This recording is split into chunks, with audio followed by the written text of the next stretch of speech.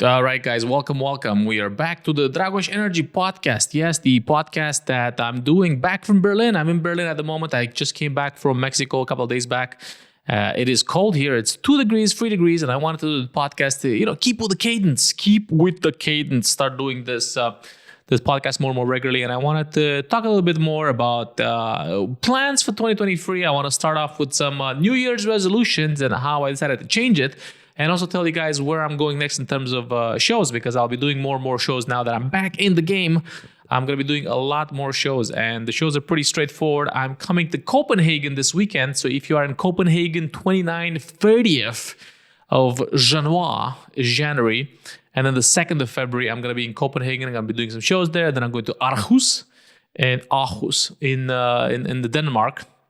And afterwards, I'm going to Helsinki for 2 days. The 3rd and the 4th of February, I'm going to be in Helsinki. So if you're in these areas, check out the links in the bio. Check out all the stuff to get tickets, boletos, to see me live. This is the plan. I'm going to be coming over, doing the shows. I'm going to be doing some new material. I've already done this new stuff that I'm doing now in Berlin. And we're going to be talking with the audience. We're going to have some interactions. It's going to be generally a very fun way to hang out. But 2023, guys, I'm back, and I've decided to change the New Year's resolution. I mean, one of my New Year's resolutions for this year, for those of you that are interested, has been to kind of, how should I phrase it, to not hold back as much, like not hold back. This was the initial form of the New Year's resolution. It was to not hold back. Because I thought I was kind of like, like sometimes when you think of something and you don't do it, and then because, I don't know, sometimes you have some self-doubt. Should I do this? Should I not do this? Should I do this? Should I not do this? So the idea for this year was to kind of just like stop the, double thinking, double the second thinking, stop questioning or stop second guessing myself and act more on stuff. And this is the first month of January. And so far, how has this New Year's resolution manifested? It has pretty much manifested in me arguing with people on TikTok. So basically, I don't know if you guys were paying attention, but I did a couple of, the last podcast was with Andrew Tate, and I put some clips on TikTok, and I put some clips on YouTube, and it has resulted in people leaving dumb comments, and me responding and clapping back at them, which has been a little bit of a waste of time, to be honest. And at the same time, it has given me random levels of annoyance. And I've also been interacting with more and more bots on TikTok. I guess like, those Russian troll farms where people come in and say, yeah, the war in Ukraine is good, man, it's good. I've kind of been clapping back at these people, and it resulted in levels of annoyance. So I realized that the form of not holding back is not necessarily this is not the correct application of the New Year's resolutions. So I decided to change it a little bit, and so far, not holding back has resulted in changing to executing more on thoughts. So instead of having the New Year's resolution as not holding back, it's more like an executing more, being more hardcore on executing this year. So if I have an idea, let's say for a podcast, instead of like thinking this should be a good episode for a podcast, this is going to be a great idea for a video, instead of just thinking about it, I'm going to actually go towards doing it and applying it, right? So like, how we're talking about, because I a little bit of song there for you. It's coming on my new album. But the whole idea for this was basically, I kind of told you guys I'm going to do a Romanian language podcast. I'm going to do a Spanish language podcast. I'm going to do all this kind of shenanigans, right? And I think I've kind of been procrastinating and not necessarily executing as appropriate as I could have on it. So this is why the New Year's resolution has changed from not holding back to executing better. And I'm going to do the language podcast. I think the Romanian, I plan on maybe doing some Romanian language comedy this year. And I plan on doing some Spanish language comedy. I didn't get a chance to do it in Mexico. I was kind of a little bit reluctant to do it because I don't think my Spanish was there yet. But the reason why I'm kind of going in this direction to give you guys a bit of insight is because I am trying to gain different avenues of inspiration. That's what it is, right? If I do comedy in Romanian, if I do comedy in Spanish, I'm going to be able to have more substance and more inspiration for doing more entertaining jokes in English, yes? So this is kind of the idea behind it. I'm going to try it out to see how it goes. Hopefully, if it gets good results and good responses, I'm going to do more of it throughout the whole year. But I'm also thinking of basically doing some of this content that is a little bit more insight, that gives you a little bit more insight in the way that I operate, doing it more on my on my members channel, Drago. What is a members channel? I'm gonna do like a buy me a coffee membership, so be able to you guys be able to, if you want to get this content, you can support me as well, so I can have a little bit more freedom. Because at the moment, most of the income comes from live comedy shows, and this requires me to zoom all over the place. And with the live comedy shows, I need to figure out a better way to kind of execute on getting maybe bigger rooms or more or better rooms going forward, right? Because at the moment I'm still using the rooms from last year, and a lot of these are not particularly ideal for comedy, right? But in order to kind of get better rooms and have a better idea of how to deliver these shows, I need to invest a little bit more time and money in finding somebody that can help me, okay? Because there's still no agents in Europe, and there's not enough money to go around for an agent and all that kind of shenanigans. Even though it's 100,000 followers, the scene is still a little bit young, right? So hopefully by doing this membership thing, it gives me a little bit of breathing space to figure out and hire somebody that can help me deliver better quality events and also content going forward. So that's kind of the idea. I haven't figured out exactly how this is going to be. Let me know what you think. Maybe like five euros for the channel or something, or something of the sorts, or 10 euros a month, like a Patreon, right? But not on Patreon, because Patreon takes more than buy me a coffee. I think that's the idea. Figuring out a channel that takes an appropriate month, and that is not too taxing on the creator. I've come back to Europe at the moment. What is my overall impression of España, of Mexico? España, what am I talking about? This is colonial. Of Mexico City. I've done 5 shows in Mexico Cities. All of them were good amount. They were filled out. All of them were filled at around 60 people. So almost 300 audience members in Mexico City, which is decent for a country that I have never been in before. And it's great to see that there is a desire for comedy in Mexico City. I'm now back in Berlin at the moment here. It's cold. Do I miss Mexico? I do miss a little bit of the attitudes in Mexico, but I'm happy to kind of be back in the cold. I think this is while I was in Japan and when I was in Singapore. Japan does have 4 proper seasons, but one thing I did miss while I was living in Singapore was the lack of seasons, right? It's good to feel a little bit of the cold on your face and a little bit of a snot freezing inside your nose and kind of just dangling. Of course, it's not that cold at the moment in Berlin, but it is 0 degrees, 2 degrees, and it's good to feel the cold, feel the cold. But one thing I did enjoy about Mexico was I was able to kind of watch a lot of movies. The Mexico City has this thing, it's a Cineteca, which is a massive cinema that is sponsored by the government, I believe. And I was able to go watch a couple of movies there, and they're pretty interesting. They're pretty interesting. I think the Spanish-speaking scene in terms of cinema is quite developed and quite good. I was quite impressed with the level of the cinematography. And even when I came back here in Berlin, we managed to watch 2 movies that were in the Spanish lingua. Spanish. I saw Ruido, which is actually on Netflix at the moment, in Argentina, 1985. Both movies very, very interesting if you guys are in the mood for watching something. The problem is they're both quite intense. So if you do not necessarily appreciate intensidad, one of them is about femicide in Mexico by this Argentinian director. And the other one is about the criminal trials of the military dictatorships in Argentina prior to 1985, which is interesting enough, was very similar to some of the crimes committed by the communist regime in Romania. I thought this movie was quite interesting. The parallels, you see shitty people are all over the world, right? And it's interesting because they did have some degree of respect for the rule of law, I guess. Argentina was quite keen on prosecuting these military leaders that had put in place the military dictatorship. Whereas in Romania, of course, if you do remember Ceausescu, there was pretty much a trial where he was declared guilty and they were shot in the head. So much more aggressive way of dealing with the perpetrators of these kind of crimes against humanity. Of course, Ceausescu was one guy. You could point at that guy. He's dead now. Everything's going to be fine, which I think was it's very convenient for the other people that were working under him, right? Whereas with the military coup in Argentina, there were a couple of people, the head of the Navy, head of the air base, military guy that handles the plane, and other stuff. So I thought that was quite interesting. The level of cinema in Latin America is coming up very nice. And funny enough, I also saw a movie in the Cineteca in Mexico that was by a Romanian director.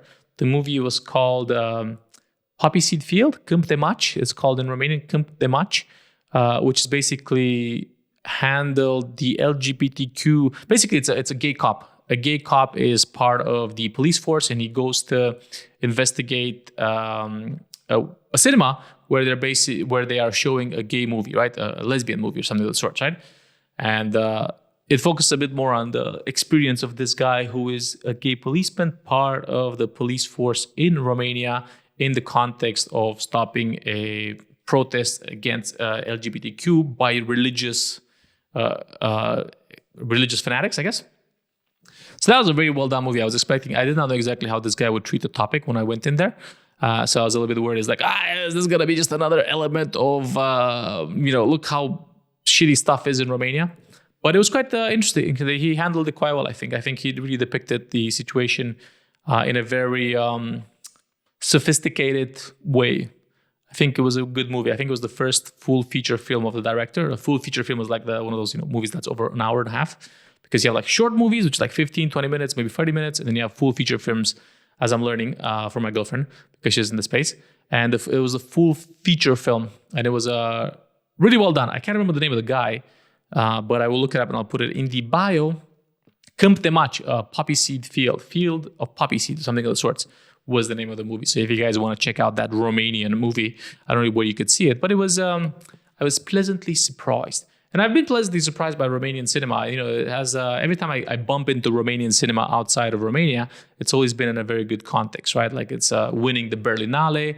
Radu Jude last year won Berlinale for his movie called Babardella cu Bucluc, which is Go Lucky Porn or something. I forgot what the name is in English. I'll put it in the bio as well. So it has been a lot of good interactions with Romanian cinema outside of Romania. It's one of those... It's nice to get good info about the country from other people, right? Have you seen this movie about this Romanian director? That's pretty cool. And hopefully people say that about my comedy. Have you seen this comedy by this Romanian comedian? What other shenanigans have I been up to? I have, I'm doing a lot of admin at the moment. And at the same time, I'm trying to keep the cadence with doing this going forward. The Romanian podcast is coming up. I'm going to tell you a little bit more about maybe the process. I'm going to talk a little bit more about what is the impression. I can actually tell you guys here. In terms of the aspect... I have been, the Romanian element has not been that big of a factor in Mexico. People don't really know much about Romania. It hasn't been that much of Dragos, you're from Romania, tell me this or tell me that. People are just like, okay, it's Europe, which is nice. It's the same thing that happened when I was in Singapore and in Japan. People don't know enough about Romania unless they had some interactions. And a lot of times the interactions, like for example, in Japan, the only reason like some of my clients would know about Romania would be because they would pay strippers that were from Romania in the center of Tokyo. So that was pretty intense. That was, one of those things where like the negative stereotypes like hit you in the face. But Singapore, there were not that many people that knew much. I was bumping around a couple of French people, and they, obviously French people, they know a little bit more about the stereotypes, the negative ones. But Mexico was pretty, it was a clean slate. Clean slate, if you don't count, well, I'm not going to mention him because I mentioned him in the last podcast. But that's very interesting. I think the other thing about Latin America, I went to Mexico, about Mexico was very interesting to understand a little bit more about the situation with, I don't know, it feels like the past year, 2022, 2021 as well. We had the pandemic, but from my circles where I'm interacting with people, it just seems like there's a lot of, I've interacted with a lot of elements where we're basically faced with violence against women, right? Because in Mexico, the conversation does come up came up a bit more about the safety situation. For example, my girlfriend sometimes is a bit worried about taking an Uber by herself because some of her friends had problems with the Uber drivers, and some of the friends had problems with the Uber drivers. So it seems like security is a much bigger concern in Mexico than it is, of course, in Germany. Because and it's again, like I understand why it's developing country. There's a mass disparity between the rich and the poor. So when there is that big of a gap, sometimes it gets filled by violence to some degree, right? But of course, Mexico City is a super advanced city in terms of the economy. Of course, not everybody's doing well. Most of the people are not doing great. when you can see it by the eye. But I think the middle class is a bit more present in Mexico City than it is in other parts of Mexico. Again, I haven't been to other parts of Mexico. I have been invited to Puebla, Monterrey, to do shows there, but I'm gonna have to look at to see how we can do those in the future. But yeah, security seems to be a lot more of a present concern for a lot of people in Mexico. I also watched the movie Bardo, which is another Mexican director creation. And even there as well, it was also mentioned about the security, day-to-day security. I think we do take for granted a little bit more the aspect of physical safety in Europe, of course. And I'm going to fucking Finland and Copenhagen and Denmark. Of course, that's a very safe place to be in the world. Mostly because it's cold and nobody wants to do crime in the cold. But yeah, it seems to be like a much more present concern. And I think with the experience of a lot of the violence tends to be towards women, like the femicides in Mexico. I think in this movie Ruido that we saw, it was said that since the start of the war on drugs, 90,000 people went missing in Mexico, and out of which I'm assuming a big part of are women, right? Which end up going in sex trafficking and so on and so forth. And then you had last year you had the whole movement in Iran, and you still have the whole movement in Iran where, basically there's violence against women. I saw another movie basically on Amazon called One Child Nation, which talks about the period where you would have only one child in China. And of course, the child has to be a man, because if it's not a man, it gets thrown in the dumpster. And exactly this happened. Like if you can see, so it's like a whole theme of violence against women that I feel like, I think I'm bombarded by these thematics from all sides of my day-to-day life, which I don't know. I feel like I haven't been as aware or like as tuned into it before that. But I think, yeah, there's a bit of I don't know, at least in the past year, seems to be a bit more bubbling up, right? Maybe in the past 5 years with the Me Too movement, and also, this whole Andrew Tate bullshit where he's publicly advocating for, like the superiority of men against women. It seems to be a bit of an alarming trend where I dare not say the patriarchy is like flexing, but it seems like there is a worrying thematic of rising violence against women. So I don't know if this is exactly because of the oncoming recession. I don't know. It's a bit worrying. I don't know exactly what the fuck's happening, or maybe I'm just getting a little bit closer to the situation. But maybe I should. I also have been thinking of kind of like doing a bit more research on it and addressing it to see exactly what. I don't know how can I transpose some of these topics that are bumping me in the face in the daily life into comedy and kind of like address it. But I don't know exactly what this is just like a very primordial ooze of an idea state. Oops. So I'll look into it and see exactly what it is. But I feel like a lot of the movies that I've been watching recently, a lot of the day-to-day themes, the news seems to be kind of like going in this direction. So maybe I'll explore a little bit more. But what else can I tell you guys? Again, I'm coming to Copenhagen and Helsinki. After that, I'm coming to Hamburg and Frankfurt. Wait, sorry, my neck, I'm dying. But I'm gonna be coming to Frankfurt on the 15th of February. I'll put up the ticket today. I'm coming to Hamburg as well as I think it's around like 12th or 11th of February. I'm coming to Prague. If you are in Prague, I'm coming to Prague and I'm doing it. I think it's on the 21st or 22nd. All these dates are going to be put in the link in the bio. So if you're around the Prague area, if you're in Munich, if you are in Hamburg and Frankfurt, then keep an eye out because I'm going to put up the shows very, very soon. So you may join me so we may rejoice and discuss the atrocities of the world in a funny yet entertaining / educational way.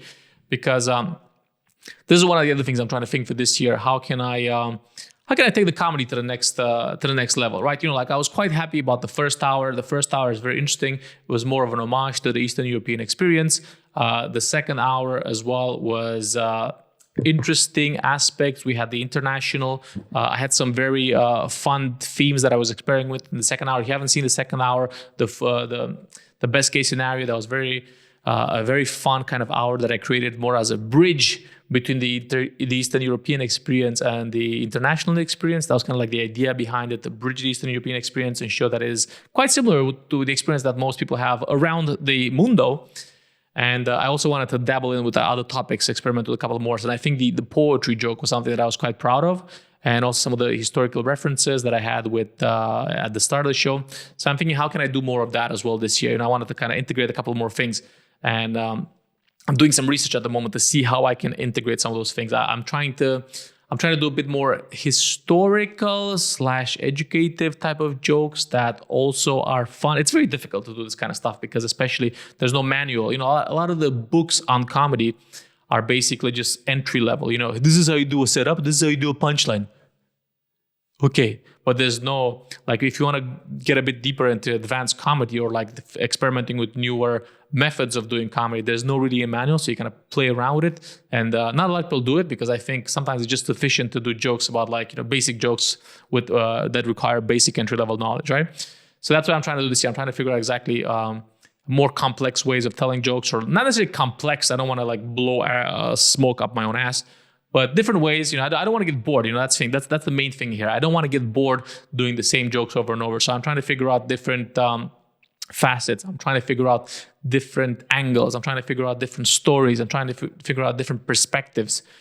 So this is going to be a fun year because we're going in. We're going to be more geopolitical. We're going to be more historical. We're going to use even different layers of knowledge. We're going to figure out what's happening. It's going to be darker and it's going to be funnier. Okay. So hopefully you guys are in for the ride. And if you want to explore a little bit more about this, I think because for me as well, it's important to kind of say a lot of these things out loud to come to some conclusions. If you want to get a bit more insight into the joke writing process, me thinking these things out loud, and also deconstructing some jokes, I'm going to be doing that on the membership channel on Buy Me a Coffee. I haven't set it up yet, but I'm going to set it up soon. So if you're interested in that, let me know. Leave a comment or leave some form of way, at least leave an interaction with this video on YouTube, or say something on in a review on Spotify, or whatever. Follow me on Zoom. But that's the plan. That's what I'm going to do. I'm going to be getting more analytical and more descriptive about the comedy writing process, the sources of inspiration, all that kind of stuff on a special podcast on the membership channel, okay? And I'm also going to do the Romanian one. I'm going to do the first Romanian one free. I'm going to put it on YouTube, and I'm going to do the Spanish one free as well, and then we'll see if we put those behind paywalls or not. But this is the plan. This is the plan, guys. As you can see, I'm holding to the table because I'm so determined to go hard this year, okay? I'm going to go hard this year. And I hope you guys also get hard with me, okay?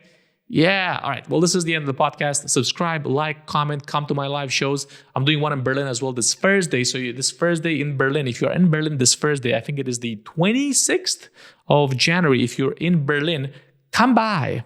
27th, I think it's the 27th. Come by at Caracas Bar. There's like 20 more tickets left. So let's get it, guys. You just get to see the jokes early.